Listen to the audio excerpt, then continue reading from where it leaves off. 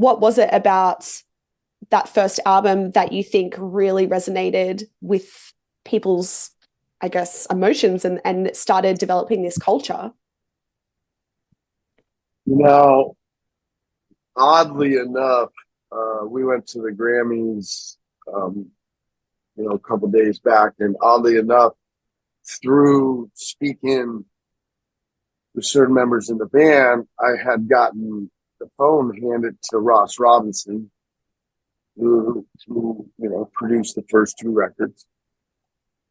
And we got in that same conversation about that time period and what was going on with Slipknot. And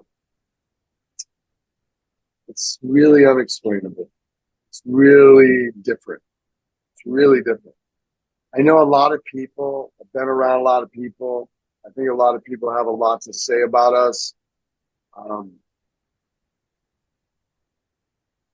We're different and we're special. And that time period and that album, I haven't really been able to look at it much in my career until a couple of years back. They started talking about this 25th. And, I'm not a big fan on like record labels and everyone associated with the band. Yeah, like, oh, we got a 3-year and 2-week and 5-hour and 6-second, anniversary going on. Better sell everything under the sun to everyone. Hate that. But you got to do what you have to do for the human mind that's brainwashed in a sort of formulated way that I can't stand. But now that I've been tripping out on the 25-year anniversary for a couple of years, and I have about 5 months to complete, and you can imagine the business people, they want to hear everything to the 25-year anniversary. It could be toothpicks. Hey, let's sell them during the 25-year anniversary. They'll really go. I get it.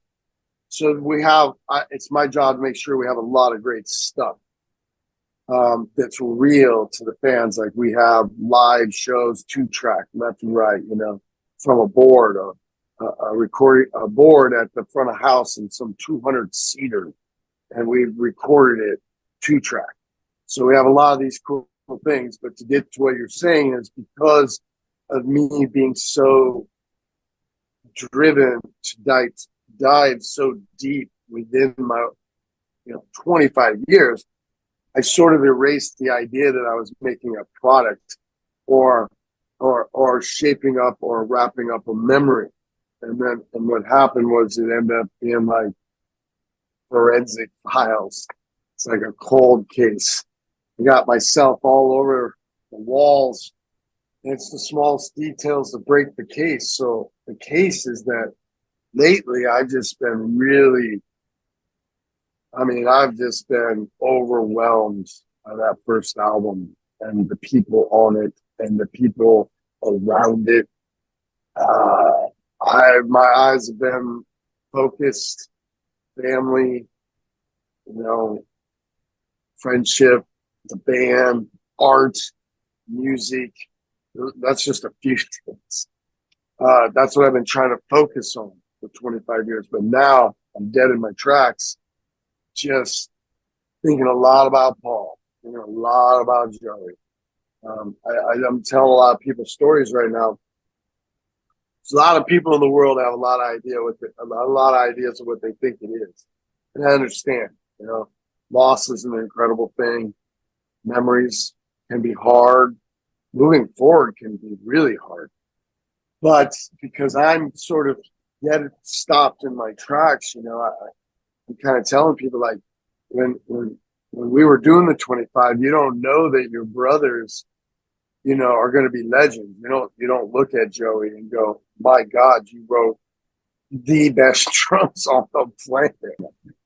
That's what I had with him, a friendship, a love, a band. We had a band, we had a focus, but I wasn't like, bro, I love that fill you're doing, that descending musical sort of fill you're doing with Corey and Wait and Bleed. I'm like, it's so musical, and you guys are back and forth. Like, you don't But now I'm like, oh my God, I'm so immersed in the first album. So it's just, I feel like it is a simulation because you can't write it. And I feel like it's my program and it's a big part of the program. So it's been beautiful as of lately. I took October Gray, Paul Gray's daughter, to the Grammys. She's 13. It's And amazing. I've been, recently I've been reunited with her. We've had a real hard time making our lives communicate. And lately we changed that and we've been brought them together. And anyway, I got to take her and it was great. And it was hard because when I found out October was 13, I hadn't realized that Paul had been gone for 13 years. I just chose not to calculate those numbers in my brain. It's just another day. We're just moving. He's right here. So as of lately, I have been immersed in feelings and emotions and memories and just epiphanies of what we were and just how important that time frame was for us and for everyone that is in this with us. And I'm just so blessed to have had that be my life.